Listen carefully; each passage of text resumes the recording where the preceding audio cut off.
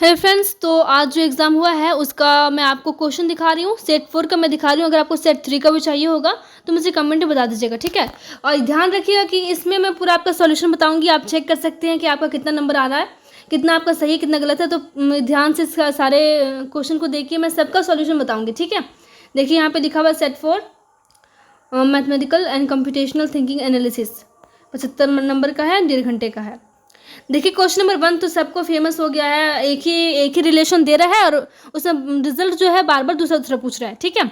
तो यहाँ पे देखिए वही है, पी और क्यू जो है प्रिमिटिव स्टेटमेंट है, जिसके लिए implication p implies q true है। Then the truth value of p और क्यू इज।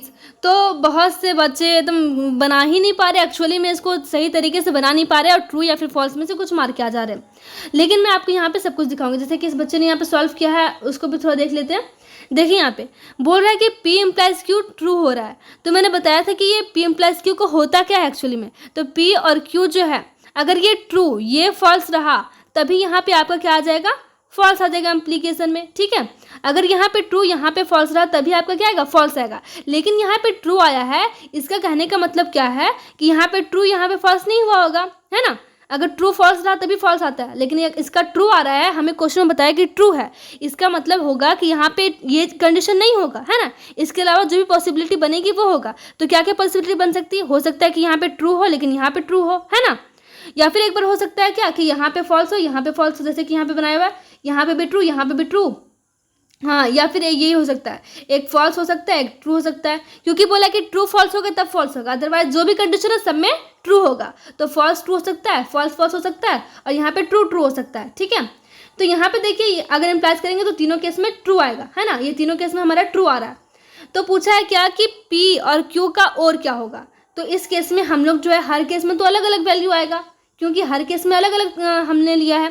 यहाँ पे हमने फॉल्स ट्रू लिया, यहाँ पे फॉल्स फॉल्स लिया, यहाँ पे ट्रू ट्रू लिया है। ये तीनों केस बन सकता है। तो यहाँ पे इम्प्लाइज में ट्रू, यहाँ पे ट्रू, यहाँ पे ट्रू आ रहा है कि नहीं, हमें बोला ट्रू आना चाहिए। तो अब हम अगर इसका और लेते हैं, अगर फर्स्ट वाले केस का और लेते हैं तो और का मतलब क्या होता है कि एक भी ट्रू तो ट्रू, यहाँ पे एक भी ट्रू तो ट्रू, एक भी ट्रू तो ट्रू, यहाँ पे एक भी ट्रू नहीं है तो यहाँ फॉल्स हो जाएगा। अरे एक भी ट्रू तो ट्रू, तो इस तरह से ट्रू भी आ रहा है फॉल्स भी आ रहा है। तो हम लोग कैसे पता लगा सकते हैं कि ट्रू या फिर फॉल्स आएगा एग्जैक्टली। इसलिए यहाँ पे हमने इसका answer can not be determined होगा, ठीक है। ना ही ट्रू ना ही फॉल्स होगा, कैन नॉट बी डिटरमाइंड होगा। आई गेस कि आपने है सो ट्रू या फिर फॉल्स में कुछ मारा होगा, लेकिन मुझे कमेंट में जरूर से बताइए, कम से कम क्वेश्चन नंबर 1 का बताइए कि आपने क्या बनाया है, ठीक है। फिर देखिए क्वेश्चन नंबर 2 का भी वही कंडीशन है, सेम टू सेम वही कंडीशन है। यहाँ पे क्या बोल रहा है कि P and P implies Q is false, ठीक है, ये बोला है। तो मैंने ट्रूथ टेबल जब बताया था मैंने बनाने के लिए, तो आपको मैंने सब कुछ बताया था कि कैसे बनाते हैं। तो यहाँ पे आप देख लीजिए कि कौन कौन सा फंक्शन लिया गया है, P लिया गया और Q लिया गया है। तो ये दोनों को लीजिए, फिर P इम्प्लाइज Q लीजिए, ठीक है। इतना ले लेते हैं। हम लोग देखते हैं कि फॉल्स आ रहा है, ठीक है। ये और का मतलब है ना, ये और का मतलब है, और का मतलब फॉल्स आ रहा है। तो फॉल्स तभी आता है, और सॉरी ये एंड है, एंड में तभी फॉल्स आता है जब दोनों में से एक भी फॉल्स हो, है ना। दोनों में से एक भी फॉल्स हो तभी फॉल्स आता है। तो मान लेते हैं क्या यहाँ पे मान लेते हैं क्या कि इस दोनों में से P या फिर P इम्प्लाइज Q में से दोनों में से कुछ भी अगर फॉल्स होगा तभी रिजल्ट आपका फॉल्स आएगा। तो मान लेते हैं कि यहाँ फॉल्स हो यहाँ पे ट्रू हो, या फिर एक कंडीशन क्या बन सकता है कि यहाँ पे फॉल्स हो यहाँ पे ट्रू हो, है ना। दोनों ये बन सकता है। हमें अभी Q का बात नहीं करना है, हमें को क्यों का बात नहीं करना। अगर बात करें भी, सपोज करें बात करें भी, अगर यहाँ पे ट्रू लिए तो यहाँ पे फॉल्स लेंगे, यहाँ फॉल्स लिए तो यहाँ पे ट्रू लेंगे। ये केस नंबर 1 हो गया, ये केस नंबर 2 हो गया। अब देखिए यहाँ पे ऐसा अगर होता है तो बोलता है क्या कि फॉल्स आएगा। तो एक भी फॉल्स तो फॉल्स, यहाँ पे एक भी फॉल्स तो फॉल्स। सॉरी यहाँ पे मैंने इम्प्लाइज में लिख दिया, इसको मैं थोड़ा सा डीप में बताती हूँ ऐसे करके, ठीक है।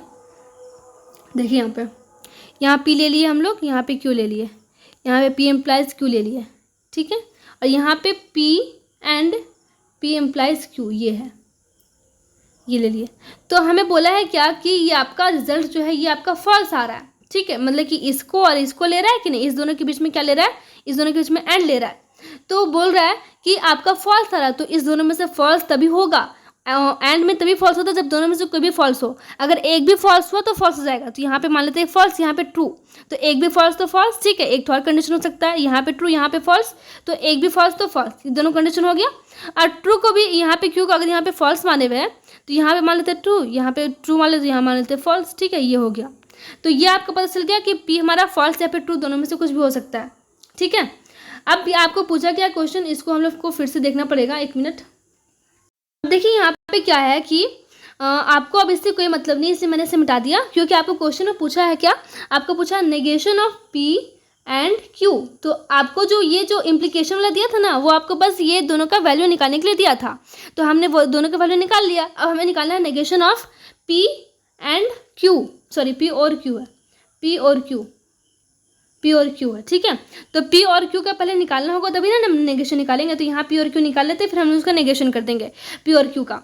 तो और में क्या होता है कि एक भी ट्रू तो ट्रू, तो ये कंडीशन लेते हैं। अगर हम लोग पहला कंडीशन ये है, ये दूसरा कंडीशन है, अगर ये कंडीशन लेते हैं तो बोलता है कि एक भी ट्रू तो ट्रू और एक भी ट्रू तो ट्रू। यहाँ पे ट्रू आ रहा है। अब इसका नेगेशन ले लीजिए, तो यहाँ पे क्या आ जाएगा, फॉल्स, यहाँ पे क्या आ जाएगा, फॉल्स, ठीक है। इस तरह से आपका हो जाएगा। तो आप देखिए कि नेगेशन ऑफ पी और क्यू क्या आ गया, फॉल्स आ गया। तो यहाँ पे आप देख सकते हो कि आंसर में यहाँ पे क्या हो जाएगा, फॉल्स हो जाएगा। ये आपका करेक्ट आंसर हो जाएगा। फिर देखिए अगला, यहाँ पे देखिए इसी तरह से ये वाला भी है, इफ़ नेगेशन ऑफ पी और क्यू। तो पी और क्यू दो फंक्शन, दोनों फंक्शन का हमने यहाँ पे बना लिया, बना लेते हैं कुछ भी मान लेते हैं। यहाँ पे इस तरह से हमने बनाया बहुत सारा वैल्यू, लेकिन हम एक ही लेते हैं, ट्रू या फिर फॉल्स लेते हैं। तो बोला है क्या कि नेगेशन ऑफ पी क्या आ जाएगा, फॉल्स, और नेगेशन ऑफ क्यू क्या आ जाएगा, ट्रू। यहाँ पे फॉल्स है तो ट्रू आ गया, यहाँ पे आ गया फॉल्स, ठीक है। अब बोल रहा है कि इस दोनों का निकालना है क्या, इस दोनों का निकालना है आपको एंड। तो एंड में क्या बोलता है कि एक भी ट्रू तो ट्रू। तो यहाँ पे हम लोग आ गया क्या, फॉल्स है, यहाँ पे ट्रू है, तो एक भी ट्रू तो ट्रू। लेकिन मुझे बताइए कि इसका तो सिर्फ यही कंडीशन नहीं बन सकता, हो सके हम लोग क्या है, सॉरी यहाँ पे आपको दिया हुआ है ना, यहाँ पे दिया हुआ है क्या, यहाँ पे दिया हुआ है कि ये फॉल्स है, ये आपका क्या है, फॉल्स है। तो ये एंड में फॉल्स तभी आता है, एंड में फॉल्स तभी आता है जब जो है आपका दोनों में से कोई एक वैल्यू फॉल्स हो। एक भी फॉल्स होगा तो फॉल्स होगा। जैसे कि ये कंडीशन है, अगर हम ये लेते हैं तो एक भी इसका नेगेशन ले लिए, यहाँ पे आ गया फॉल्स, यहाँ पे आ गया ट्रू, यहाँ पे आ गया, और ये कंडीशन अगर ले यहाँ पे फॉल्स ले ले, यहाँ पे ट्रू ले ले, तो यहाँ पे आ जाएगा ट्रू, यहाँ पे आ जाएगा फॉल्स। तो एक भी फॉल्स होगा तो फॉल्स हो जाएगा, यहाँ पे एक भी फॉल्स हो जाएगा तो फॉल्स हो जाएगा। तो मतलब कि बेसिकली हमें ये दोनों में से कोई कंडीशन लेना होगा, ठीक है। दोनों में से कौन सा कंडीशन लेना होगा, ये दोनों में से कोई एक लेना होगा ना, हम दोनों तो ले नहीं सकते हैं, क्योंकि हमें बोल रहा है क्या कि ये फॉल्स है, तो फॉल्स दोनों कंडीशन में आ रहा है। एक बार हम लोग पी को अगर ट्रू ले और क्यू को अगर फॉल्स ले तो, और एक बार हम लोग को पी को अगर फॉल्स ले क्यू को ट्रू ले तो। और आपको पूछा है कि ट्रूथ वैल्यू पी का क्या होगा, ट्रू होगा कि फॉल्स होगा कि नॉट। तो हम लोग कैसे पता लगा सकते हैं कि हम लोग कौन सा वैल्यू ले, है ना। तो यहाँ पे आपका क्या आ जाएगा, not can not be determined, आपका ये हो जाएगा सी, ठीक है। फिर देखिए अगला ये हो जाएगा। फिर देखिए 4 में आपका इसको सॉल्व करना पड़ेगा बहुत, इसलिए मैं इसको भी सिर्फ आंसर बता दे रही हूँ, इसका 10 आ जाएगा। फिर देखिए यहाँ पे 5 नंबर क्वेश्चन में इसको यहाँ पे इस बच्चे ने सॉल्व कर दिया, इसलिए यहीं पे से देख लेते हैं। नेचुरल नंबर है और दोनों का पावर डिविजिबल बाय किससे। नेचुरल नंबर का मतलब 1 to गिनती होता है सिंपल, तो अगर हम लोग 1 लेते हैं पावर तो आता है 5, ठीक है। 2 लेते हैं पावर तो आता है 45, और 3 पावर लेते हैं तो आता है 335। तो ये सब जो है किससे डिवाइड, अगर हम लोग 5 लेते हैं तो ये 5 डिविजिबल किससे है, 4 से डिविजिबल नहीं है, 7 से डिविजिबल नहीं है, 3 से डिविजिबल नहीं है, तो 5 से डिविजिबल है।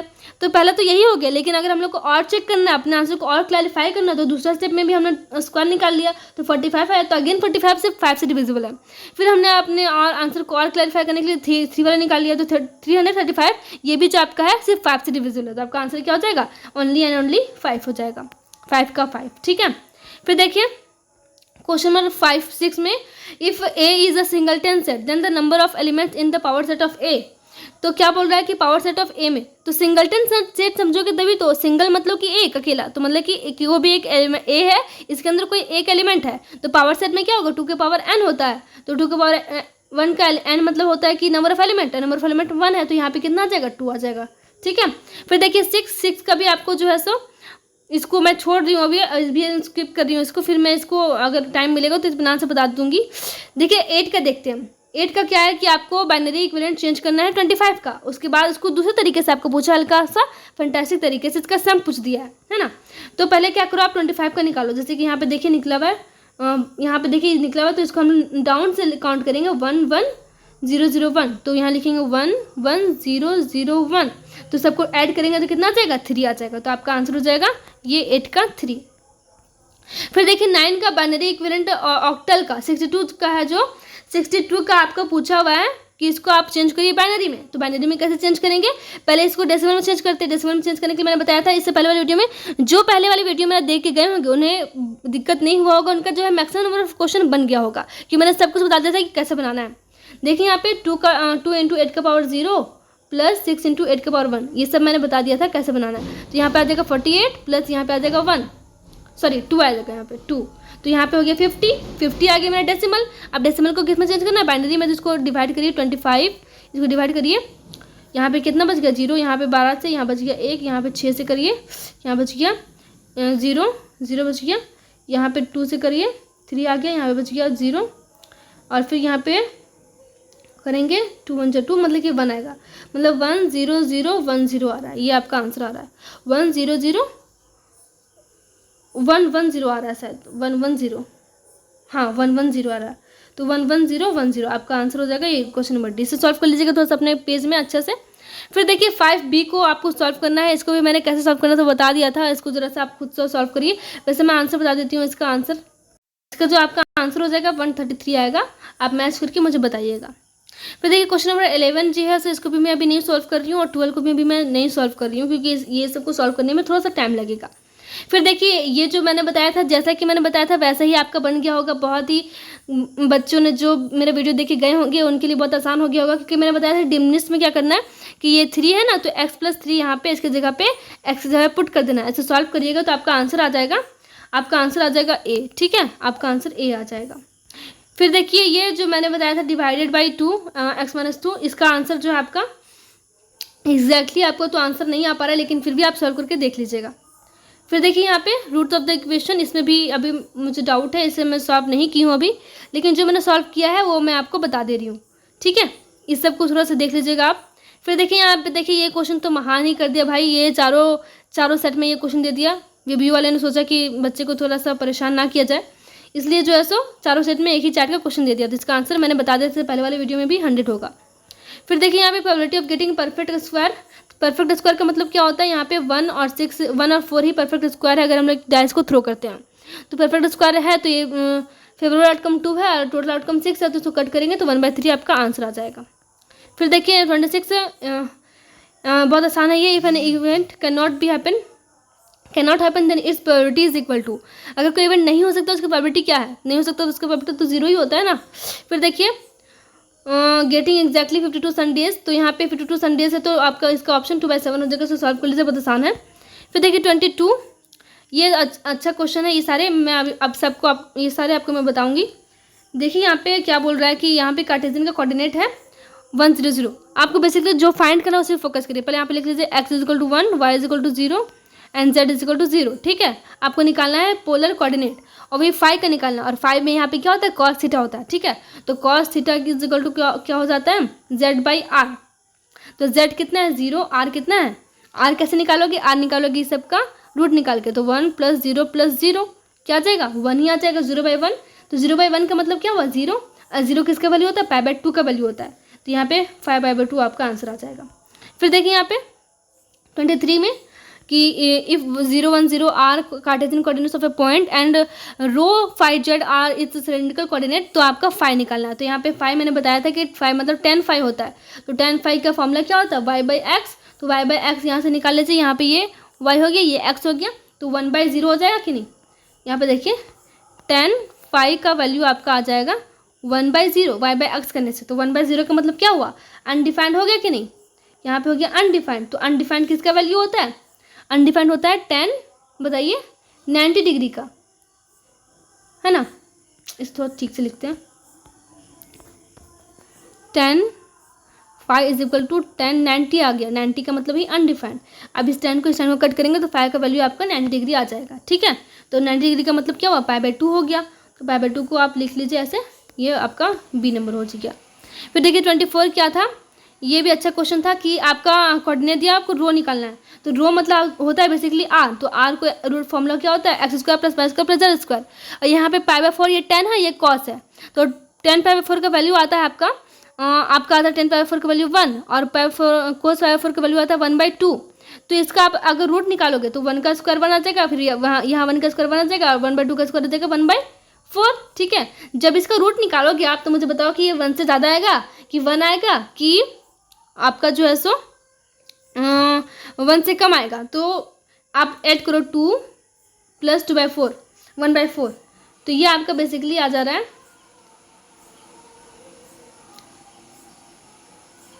9/4 का रूट, तो ये आपका 1 से ज़्यादा आ रहा है, तो ये आपका हो जाएगा सी नंबर। ठीक है, फिर देखिए आप यहाँ पे ये भी अच्छा क्वेश्चन था। देखिए यहाँ पे 3 pi and 4 are cylindrical coordinate of a point and r theta phi are spherical polar coordinate. तो आपको निकालना है r क्या होता है, r होता है x square plus y square plus z square. ठीक है, ये होता है। तो r यहाँ पे तो x दिया हुआ, z दिया हुआ, लेकिन y नहीं दिया है, तो y का मतलब होता है क्या, tan थीटा। तो tan थीटा यहाँ पे पाई दिया हुआ, पाई का मतलब तो 10 पाई का वैल्यू कितना होता है, 10 पाई का वैल्यू होता है 0। तो यहाँ पे 0 पुट करेंगे हम लोग, तो इसका फिर आप स्क्वायर निकाल लीजिए, तो बहुत आसान हो गया। बहुत इसमें बेसिकली आपको चेक किया था क्या कि आपको 10 का वैल्यू याद है कि नहीं, तो हमें तो याद है कि 10 पाई का वैल्यू होता है 180।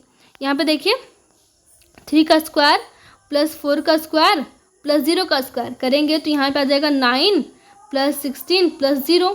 तो इस तरह से क्या किया, 25 आ गया। 25 किसका है, 5 का, तो r = क्या गया 5।